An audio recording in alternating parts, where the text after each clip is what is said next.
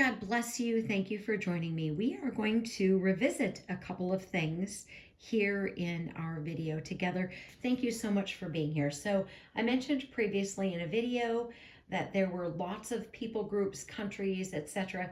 that came against Israel and they no longer exist. So I'm just going to kind of mention a few: the Babylonians, Hitler, the Pharaohs, the Roman empires, etc. Now, there's a purpose for all of this because we know a couple of days ago what happened with Israel and the United States and Iran, etc. So, back in June of 2025, there were a couple of videos that I made. One was titled "This Makes Sense," the other one was titled "God Will Deliver Them," and they were a couple of days apart, these videos. I made those when the US had bombed their sites for missiles. So that's when those videos were made. But what I want to do here is kind of talk a little bit about something that I think is worth mentioning, because we know what the scriptures say. We talked a little bit about, the whole world turning against Israel. But I want to start here with a passage from Exodus 32, verse 13. Remember Abraham, Isaac, and Israel, your servants to whom you swore by your own self, and said to them, I will multiply your offspring as the stars of heaven, and all that this land that I have promised I will give to your offspring, and they shall inherit it forever. Forever. If you are interested, so inclined, go ahead and read 1 Kings chapters 9 through 11. Read about King Solomon, because he's going to give some land away. It doesn't really go very well because the Lord doesn't want them to sell it or exchange it.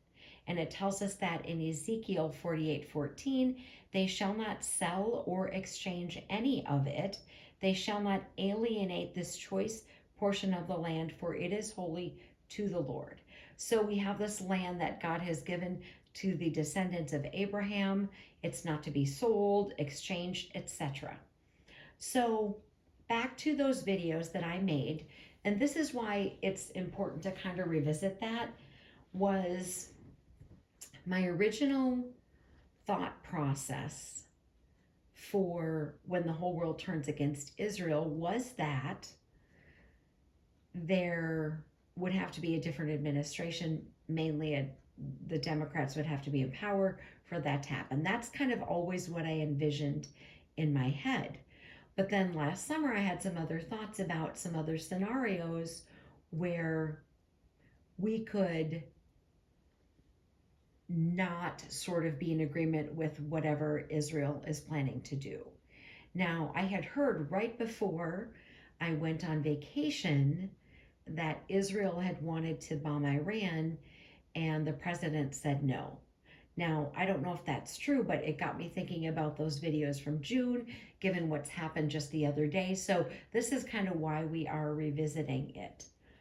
But could we have a scenario where there is a more pro-Israel administration in office, and yet they still kind of say, we're not going to support you in that? If that was true, that Israel wanted to bomb Iran and we said no, that could be a circumstance where we're like, we're not going to be in agreement with you on that. So back then, when I talked about that, when the US launched its missile strike, and I mentioned that previously I thought it had to be a different administration. Oh my gosh, I got to get going. We're already over 4 minutes. All right. For example, what if you want to defend yourself against someone, but you're not going to be there in the midst of the scrapping, in the midst of the fighting? So I think it's just important to mention all of these other countries have come against Israel. These other people groups, they've not survived. God says it's their land, yet we know the whole world is going to turn against them, because that's what it tells us, which would include the United States, which has typically been on the side of Israel.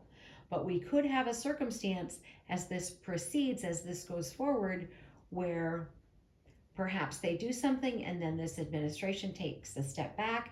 I don't know. It's something for you to ponder and to think about. Armor Up, we ride at dawn. May God bless you as always. Have a great day.